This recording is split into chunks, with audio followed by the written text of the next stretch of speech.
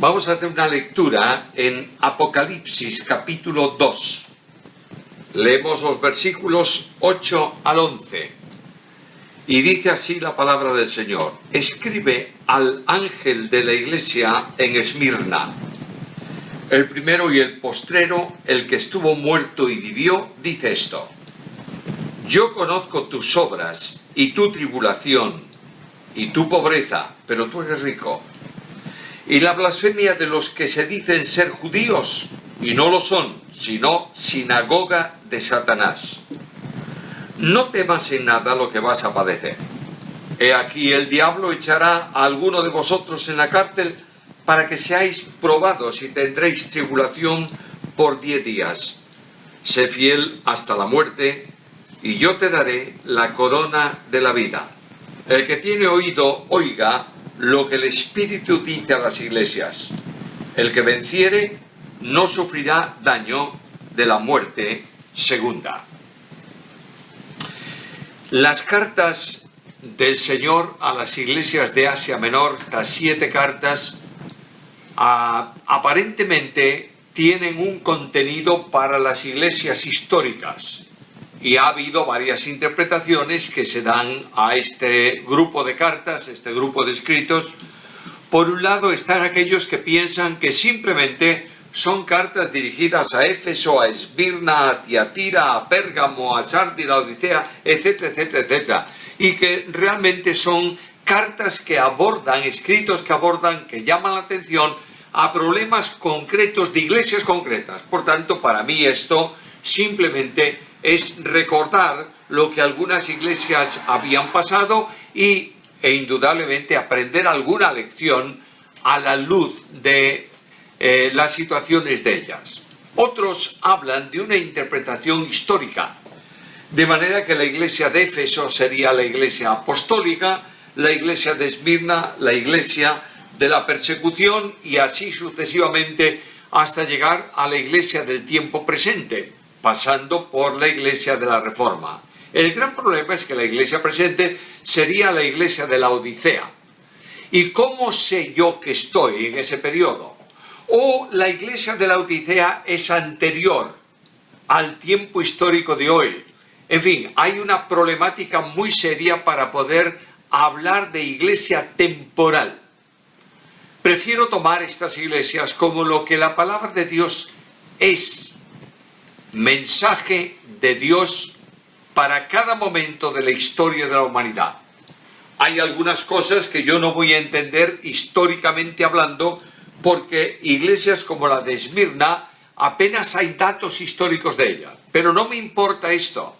Me importa ver que Dios está hablando a su iglesia permanentemente, que Dios está orientándose y dirigiéndose a los suyos a lo largo del tiempo. Y la estructura de cada una de estas cartas es exactamente igual.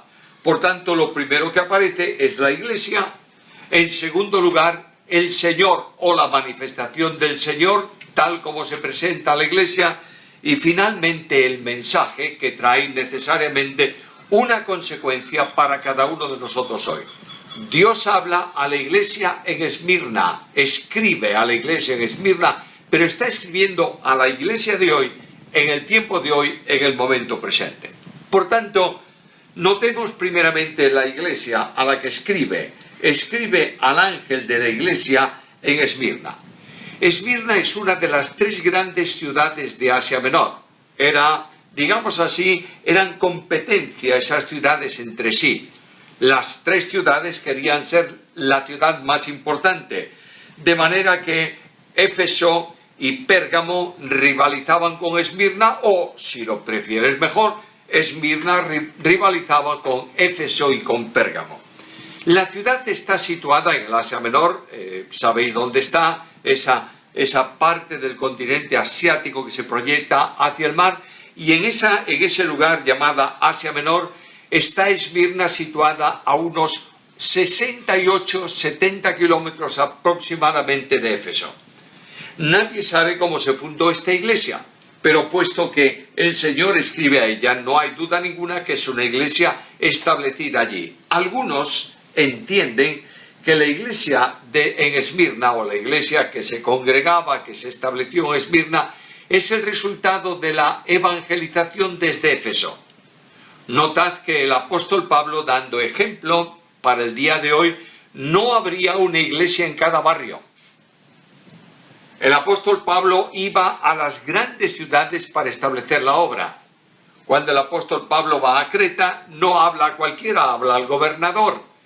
Y el apóstol planta una iglesia en Éfeso, que es una iglesia nuclear muy importante de las de este entorno, planta una iglesia ahí. Y una vez consolidada la iglesia, establecida la iglesia, esa iglesia se proyecta a las ciudades, a las poblaciones, a los pueblos de alrededor.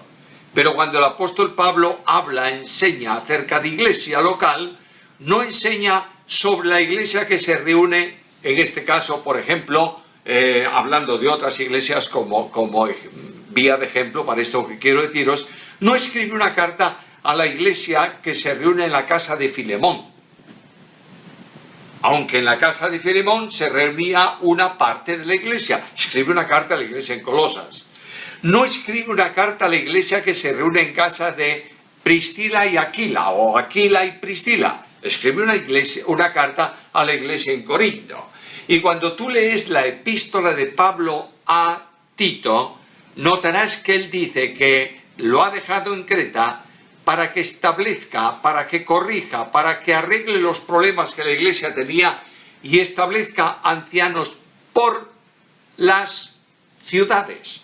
De manera que el concepto paulino de iglesia local es la iglesia en la ciudad. No importa que la iglesia creciese de manera que tuviese que reunirse en distintos lugares, en distintas casas, que serían lo que en el día de hoy llamamos iglesia local. Pero lo importante que tenemos que aprender en este sentido es que el Señor escribe a la iglesia suya establecida en Esmirna. Por tanto, está hablando a una iglesia que Él edifica según su promesa y que está en ese lugar. Por la historia sabemos, por la poca referencia histórica, sabemos que esta fue una congregación fiel, a pesar de los muchos conflictos que tuvo que soportar.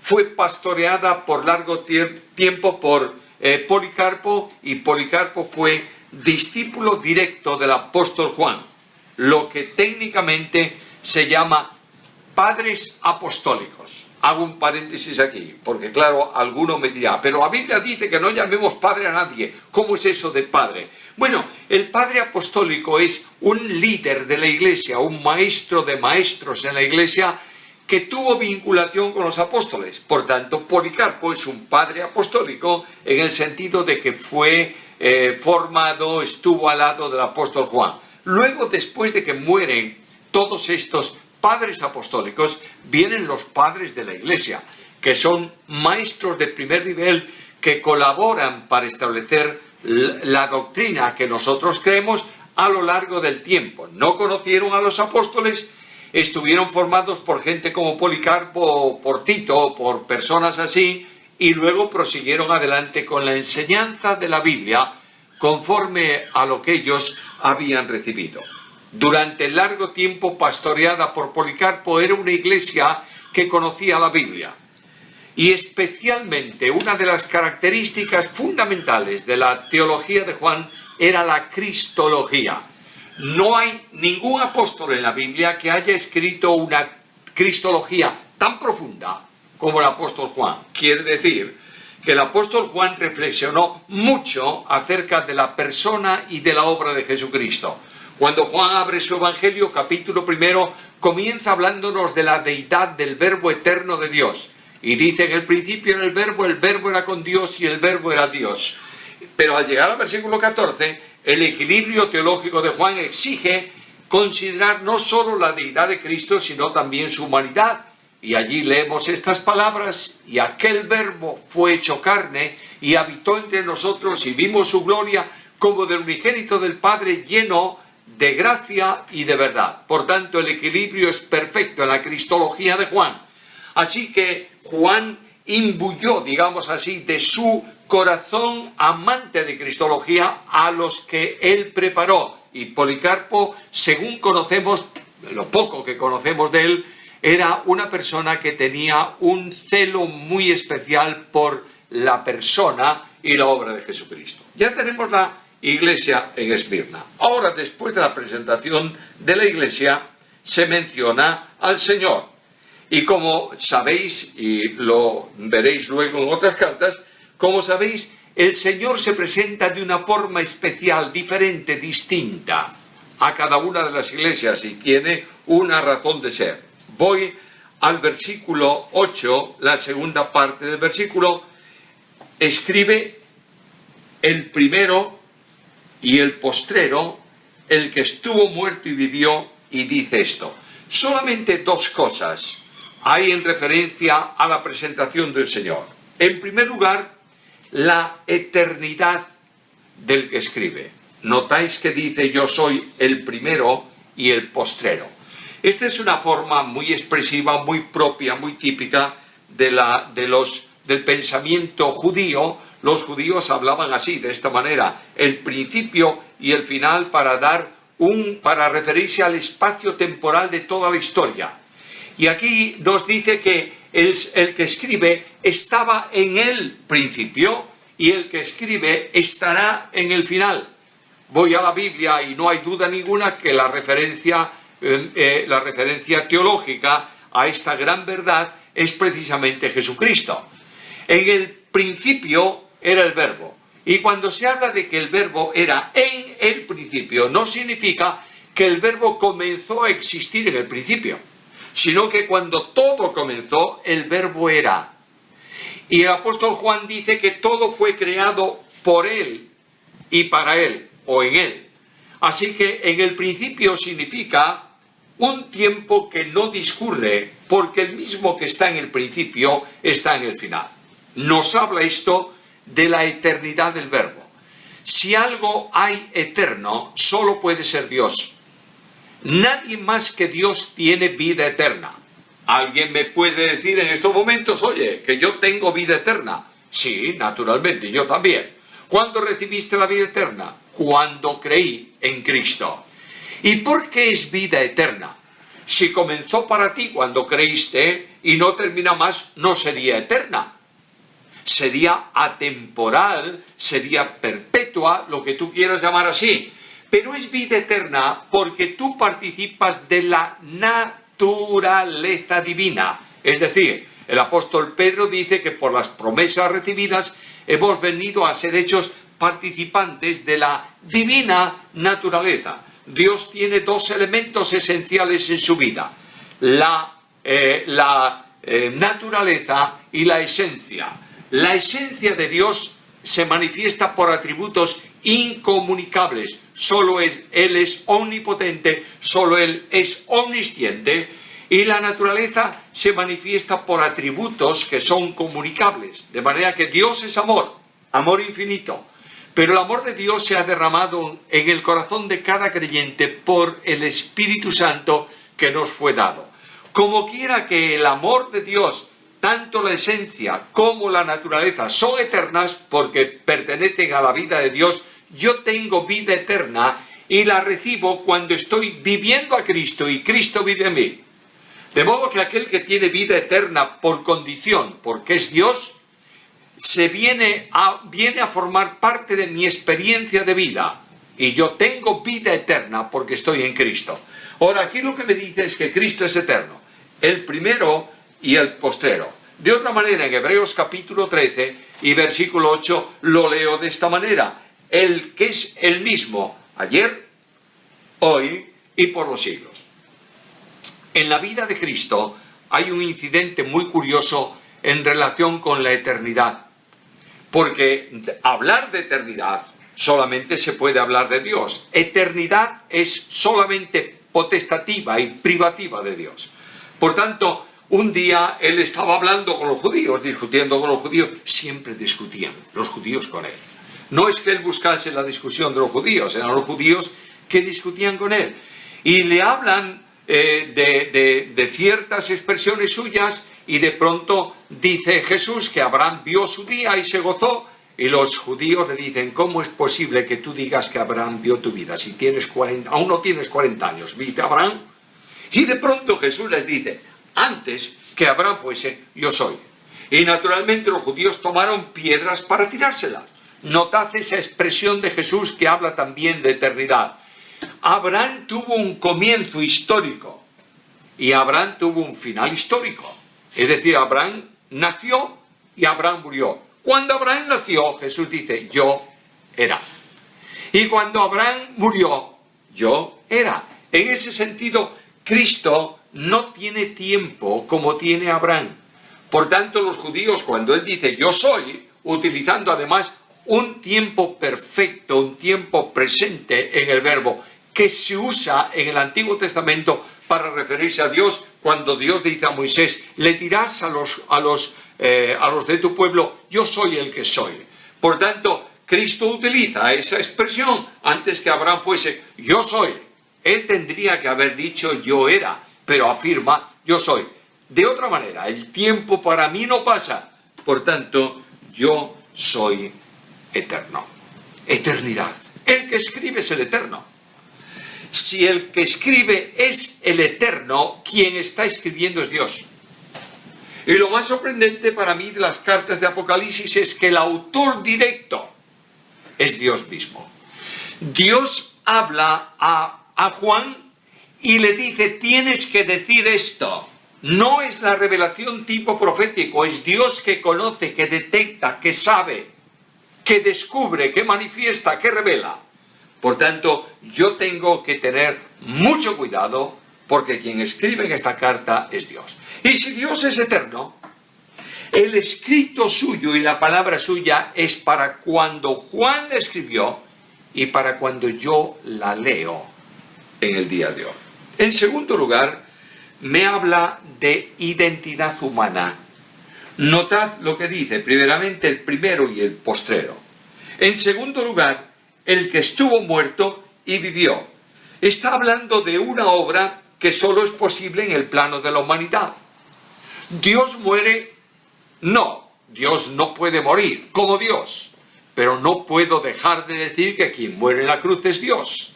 En su naturaleza humana. El eterno Hijo de Dios, el Verbo de Dios, el Creador del cielo y de la tierra, vino en la historia de la humanidad en el llamado plan de redención y se hizo hombre.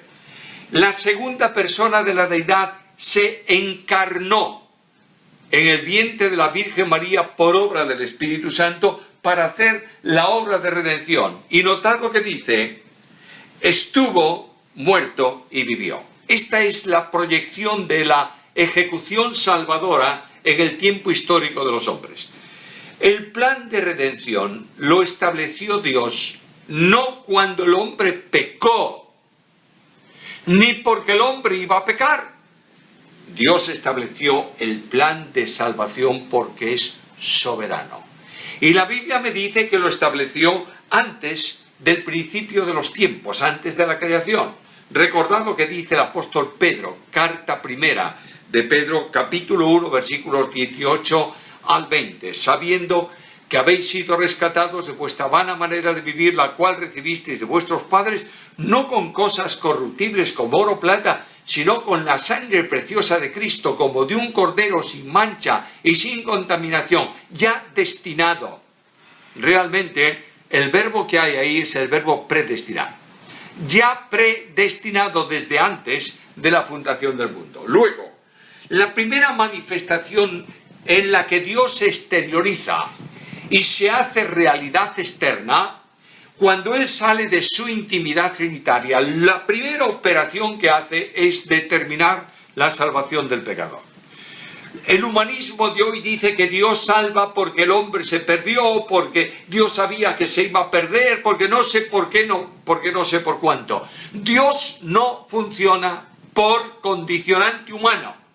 Dios determinó salvar. Pregúntale por qué y Él te responderá en la eternidad. No tengo una respuesta bíblica, pero lo que sí sé es que cuando Dios salió de sí mismo, lo primero que determinó fue salvar. Lo voy a decir con una frase que utilizo muy a menudo, a lo mejor vosotros lo oísteis en alguna ocasión. Antes de que Dios dijese sea la luz, Dios dijo sea la cruz. Ahora, nota el versículo. El que estuvo muerto. La traducción es buena, no hay duda ninguna. Cuando a veces oigo decir este versículo está mal traducido, la primera pregunta que tengo que hacerle al que lo dice es: ¿tú sabes más griego que Casiodoro de Reina o Cipriano de Valera? ¿No? No. Bueno, entonces no lo digas. Lo que ocurre es que el tiempo verbal ahí es un tiempo que más bien habla de un hecho pasado. Y aquí el versículo se entendería, tal como está en el texto griego, de esta manera: el que fue muerto y vivió. Luego, no es que le quitaran la vida, es que los hombres mataron al autor de la vida. No porque el autor de la vida no pudiera defender su vida, ni muchísimo menos. ¿Quién puede tocar la vida de Dios? Pero indudablemente el Hijo de Dios fue entregado a la muerte por determinado consejo y anticipado conocimiento de Dios. Hechos capítulo 2, versículo 23. ¿Prefieres un texto del Antiguo Testamento? Isaías dice: con todo Jehová, 53, con todo Jehová quiso quebrantarlo, sujetándolo a padecimiento. Es el insondable amor de Dios, que envía a su eterno Hijo al mundo, que se hace hombre y sobre él carga el castigo de nuestra paz. Y él es el responsable delante de Dios, responsable solidario de nuestro pecado, y extingue la responsabilidad penal del pecado de todo aquel que crea. Quiero hacer una advertencia seria debido a las circunstancias teológicas que rodean muchas veces el pueblo de Dios. Dios no escogió a algunos solo para salvación y condenó al resto. Dios otorga la salvación ampliamente al que crea. Alguien me va a preguntar: ¿pero tú dudas que Dios ha escogido a algunos para salvación? No, en absoluto. El apóstol Pablo dice que él fue salvo, que fue escogido por Dios desde antes del vientre de su madre. Bueno, ¿cómo no voy a creer que Dios ha escogido a Pablo para salvación y fue salvo porque Dios lo escogió? Pero Pablo dice que no lo obligó a salvación, sino que dice: pero yo no fui rebelde a la visión celestial. La idea de que Dios determinó desde la eternidad que millones de personas vayan al infierno no concuerda con lo que Dios mismo es: amor y gracia. Y no puede nadie explicar con esas dos cosas, como Él puede decir por medio del profeta: yo no quiero la muerte del que se pierde, sino que todos vengan al arrepentimiento y vivan. Esta obra de que estuvo muerto o fue muerto y está vivo habla de fidelidad. No hubiera sido posible la salvación con solo la muerte de Cristo. La salvación necesita el apoyo de la muerte para justificación y el apoyo de la resurrección para ejecutar esa justificación. De manera que Cristo, si no hubiera resucitado, el apóstol Pablo dice que nuestra fe sería vana, nuestro evangelio no tendría ninguna consistencia y nosotros estaríamos todavía muertos en pecados. El que habla es el Eterno y el que habla es el Dios de la fidelidad. La enseñanza bíblica sobre la fidelidad de Dios impacta.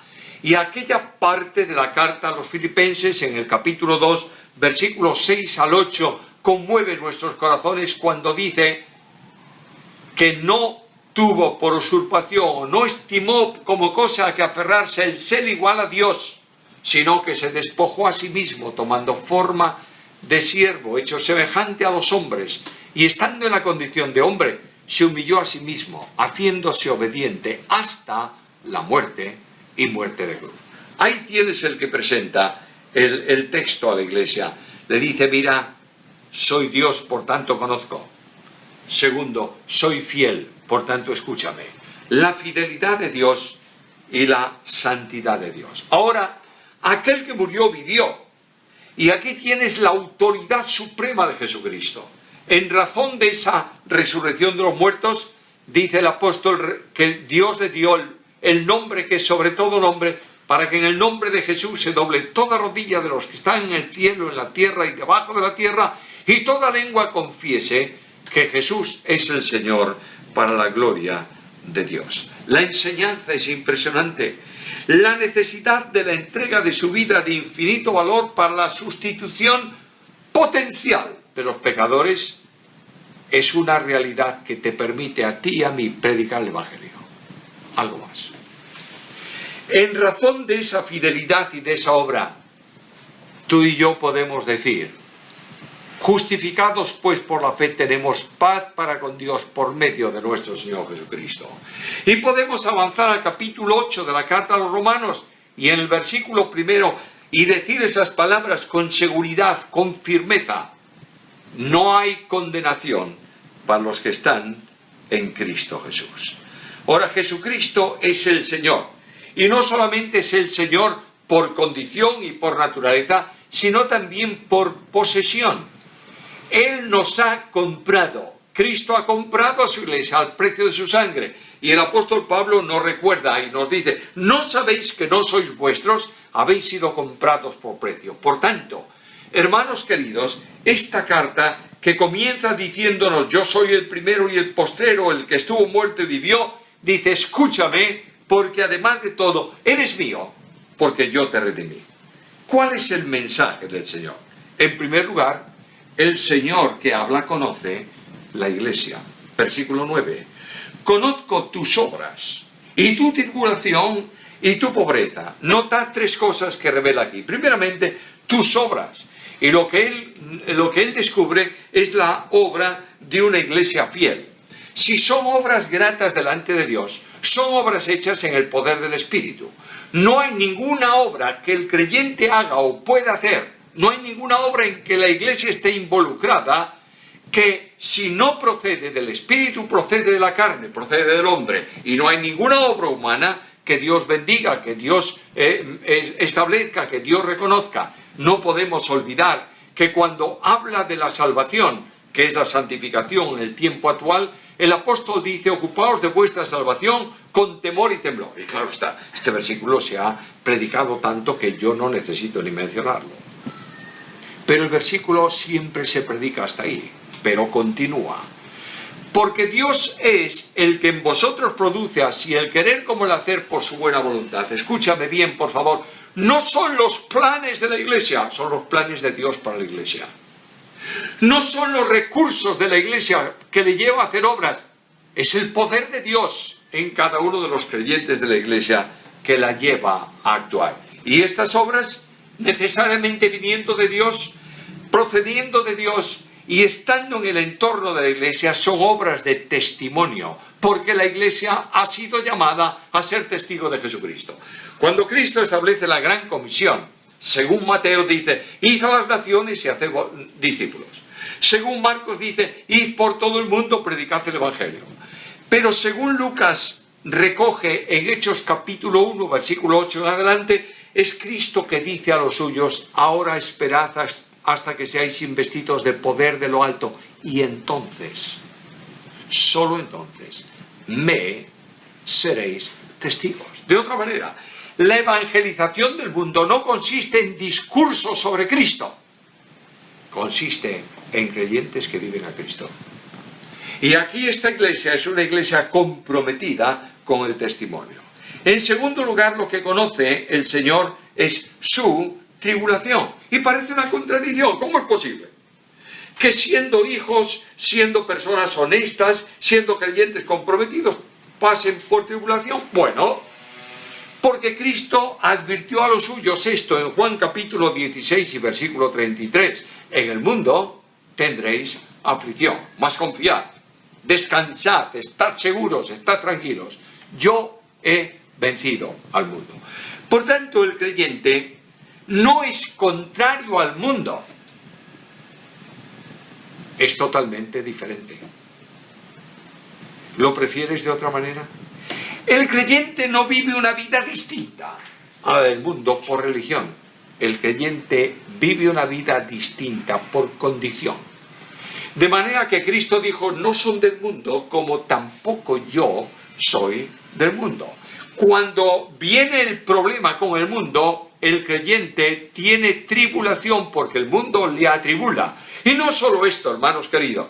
En la medida en que una iglesia quiera ser fiel a la Biblia, descansar en la palabra y caminar conforme a lo que Dios establece y lo que Cristo ha enseñado, lo que los apóstoles han transmitido, debe tener muy claro esto. Todo aquel que quiere vivir piadosamente padecerá persecución. Así que Cristo descubre en esta iglesia sus obras en el poder del Espíritu y también su tribulación. Pero algo más, su pobreza. Bueno, muchos de los creyentes históricamente habían perdido sus bienes, sus propiedades a causa de la tribulación. Ahora, los creyentes en Esmirna eran seguidores de Cristo, también en la pobreza, y no solamente por persecución, sino por condición. Escucha lo que la Biblia dice acerca de Jesús, segunda carta a los Corintios, capítulo 8 y versículo 9, porque ya conocéis la gracia de nuestro Señor Jesucristo, que por amor de vosotros se hizo pobre, siendo rico, para que vosotros con su pobreza fueseis enriquecidos. El que no tiene nada de fuerza personal es verdaderamente rico. Escucha la Biblia, Romanos 8, 17. Si hijos, también herederos, herederos de Dios y coherederos con Cristo, si es que padecemos juntamente con Él, para que juntamente con Él seamos glorificados. Algo más, Romanos 8, 32. El que no escatimonia a su propio Hijo, sino que lo entregó por todos nosotros, ¿cómo no nos dará también con Él todas las cosas? No tenemos nada para el mundo, pero poseemos todo, porque estamos en Cristo. Ahora, las situaciones son difíciles. Primeramente, la condición. En primer lugar, tienes obras correctas delante de Dios, estás pasando por tribulación y eres pobre. Pero hay algo más. Una situación difícil, la blasfemia de los que se dicen ser judíos. Para los fanáticos, Cristo y su libertad son un tropezadero.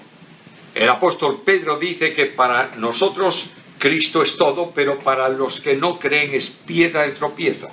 Los judíos, en el sentido de los líderes judíos, los que vivían en esta posición, para los judíos, Jesucristo, el Señor, era piedra de tropiezo. Y hablaban mal de los cristianos.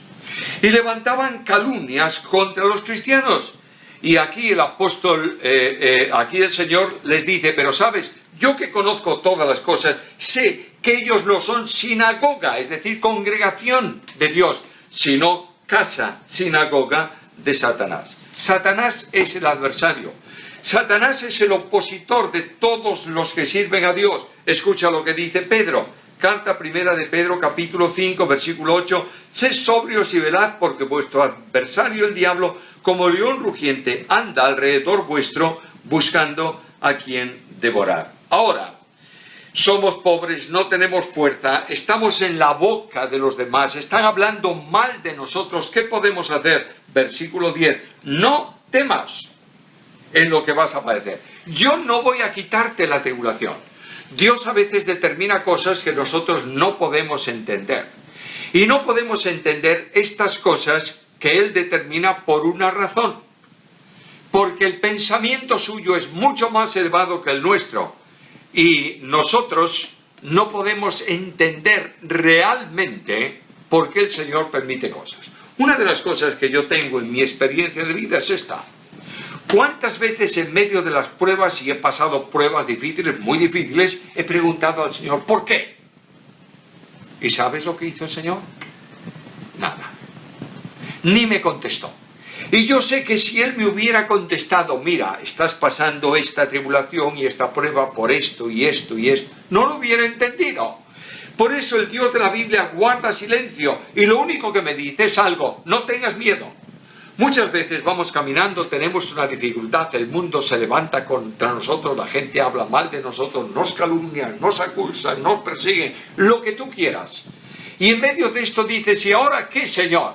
Y de pronto la mano del Señor viene a nuestro encuentro y nos dice, no tengas miedo.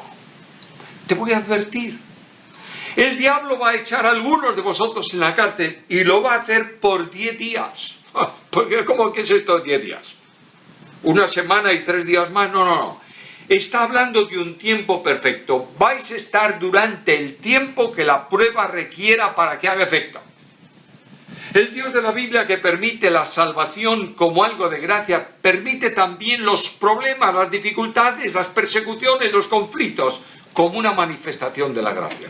Cuando tú eres perseguido, cuando eres afligido, cuando eres golpeado, cuando eres sacudido, la fe se establece firmemente en Cristo Jesús.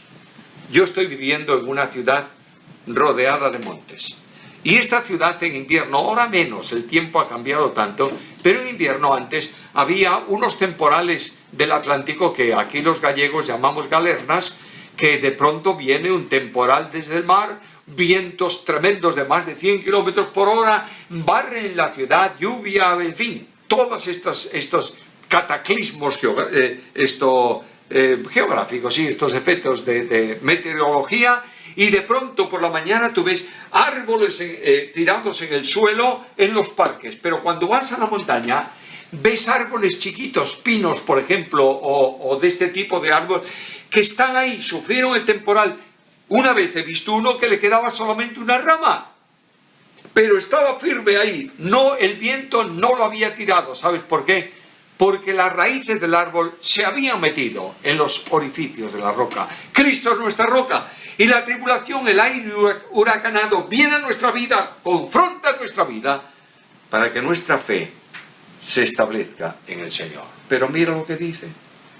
Hay un límite, 10 días. Poco tiempo. El apóstol Pedro habla de las tribulaciones y de los conflictos y dice, por un poco de tiempo. Carta primera de Pedro, capítulo 1, versículos 6 al 9. No es una persecución que dura indefinidamente. Dios sabe cuánto tiempo necesitamos para aprender la lección de la confianza y del descanso en Dios, para reorientar nuestra vista en otra dirección, y Él permite pasar esta prueba porque las pruebas son necesarias. Y ahora el Señor, que ha dicho esto, establece una demanda. Segunda parte del versículo 10. Sé fiel hasta la muerte y yo te daré la corona de la vida. La entrega absoluta a Dios en medio del conflicto. Nota el versículo. La idea no es ser fiel hasta que muramos. O sea, durante toda la vida ser siempre fieles. Lo que está diciendo es ser fiel aunque mueras. Es decir, aunque la tribulación venga a ti, aunque el conflicto se manifieste, aunque el problema se produzca y te lleve a la muerte, mantente firme, mantente fiel en cualquier circunstancia. La vida del cristiano se configura a la imagen de Jesús. Pablo en Romanos capítulo 8, versículo 29 dice que Dios ha determinado que seamos hechos conforme a la imagen de su Hijo. ¿Y qué ocurrió con Cristo? La comida de Cristo, el objetivo de Cristo, el propósito de Cristo es que haga la voluntad del que me envió y acabe su obra. Y el acabar su obra significaba entregar su vida a la muerte y muerte de cruz. Fidelidad en todos los aspectos de la vida. Fidelidad en la santidad. La santidad no es una opción para el creyente, es la única forma de vida cristiana. Fidelidad en el servicio. Tenemos un compromiso con Cristo, servirle, porque para eso fuimos comprados. Fidelidad en la ejemplaridad. Tito capítulo 2, versículo 7. Presentándote tú en todo como ejemplo de buenas obras, en la enseñanza mostrando integridad, seriedad, palabra sana y irreprochable, de modo que el adversario se avergüence y no tenga nada malo que decir de vosotros. Vidas ejemplares, hermanos míos queridos. Está la iglesia llena de creyentes dominicales, pero de maridos infieles. Está llena de creyentes que hablan de amor, pero de hijos que no sienten el cariño del Padre. La iglesia está llena de personas que vienen para reunirse juntos y de vez en cuando partir el pan, tomar la Santa Cena, cumplir las ordenanzas y predicar el Evangelio. Pero son incapaces de dejar de albergar en su vida algún resentimiento contra otro. Eso es hipocresía y pecado. Y Dios viene a tu encuentro y al mío hoy para decirme, sé fiel. Y la dimensión de la fidelidad no es cueste lo que cueste, sino fiel en todo. Es la respuesta que Cristo da al siervo fiel. Bien, buen siervo y fiel, sobre poco has sido fiel, sobre mucho te pondré. Hemos de recordar que nuestra obra va a ser examinada a la luz del tribunal de Cristo. Dice Pablo, porque todos compareceremos ante el tribunal de Cristo, de manera que cada uno de nosotros dará a Dios cuenta de sí. Ahora todas estas demandas de Timo, vaya vida que espera a esta iglesia, hay una promesa. Si eres fiel, si te mantienes en esta línea, te daré la corona de la vida. No se trata de entrar en la vida eterna vía martirio. El martirio no salva a nadie. Se trata de recibir una recompensa cuya corona es dada no para gloria del que la recibe, sino para ponerla a los pies del que está sentado en el trono. Corona de vida es la corona gloriosa para decirle al Señor, Señor, gracias por lo que tú has hecho por mí y lo que has hecho en mí. Es una vida de compromiso que dice al Señor, es por tu gracia y es por tu amor. El desafío con que concluye la carta, y yo concluyo también, es este. El que tiene oído, oiga. Ahora notad esto. El mensaje se dirige a la iglesia, la respuesta es del individuo. El que tiene oído para oír, oiga. Y dice, porque el que venciere no sufrirá daño de la muerte segunda. Es decir, la muerte segunda, que es la muerte definitiva, eterna, es en la esfera de separación de Dios a causa del pecado no resuelto antes de morir la persona. Nosotros no tenemos esto, pero vamos a tener la gloria de ver, de sentir, de disfrutar de una vida eterna. Por tanto, estaremos siempre con Jesús. Y esto es suficiente para alentar nuestra vida en medio de las pruebas. Dios pide un compromiso hoy. ¿Estás dispuesto a pagar el precio? Aquí en Galicia, donde yo vivo, fue una zona donde primeramente estuvieron los celtas, pueblos bastante violentos, y luego después vinieron los romanos, y los romanos tuvieron muchos problemas con los celtas. Y para poder meter en cintura a los pueblos que había por aquí, por Portugal, los romanos establecieron una ciudad, literalmente una ciudad amurallada en el norte de Galicia, se llama Lugo, y ahí estaba la legión y estaba el gobernador de la legión, y colocaron fuerzas de esa legión en distintos lugares. Uno de ellos está en la provincia de Pontevedra, en un pueblo que se llama Iria Flavia, en el borde del límite con la provincia de La Coruña, aquí en la autonomía de Galicia. Ahí había una legión, un destacamento de la legión. Al mando de esa legión un hombre, y en esa legión un oficial de la legión. Y el gobernador de la legión, que estaba en Lugo, vino un día a ese punto, que todavía conserva el nombre romano, y llamó a este legionario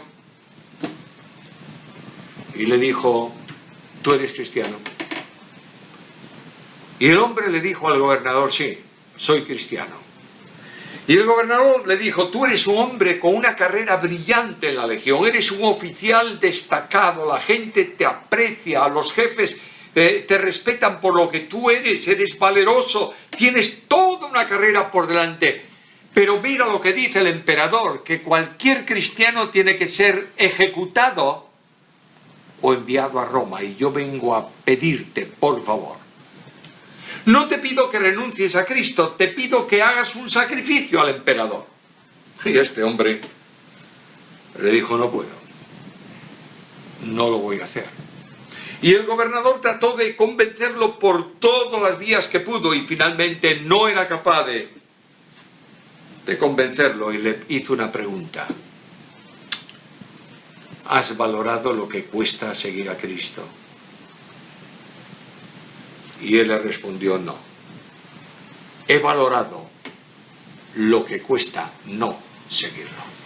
Fue enviado a Roma y fue ejecutado en Roma. Dios demanda de ti una respuesta hoy. ¿Qué vas a decir a aquel que siendo Dios te amó hasta morir por ti? Que Dios permita que esta sencillísima reflexión sirva de estímulo y de aliento para cada uno de nosotros en este momento. A Dios sea la gloria.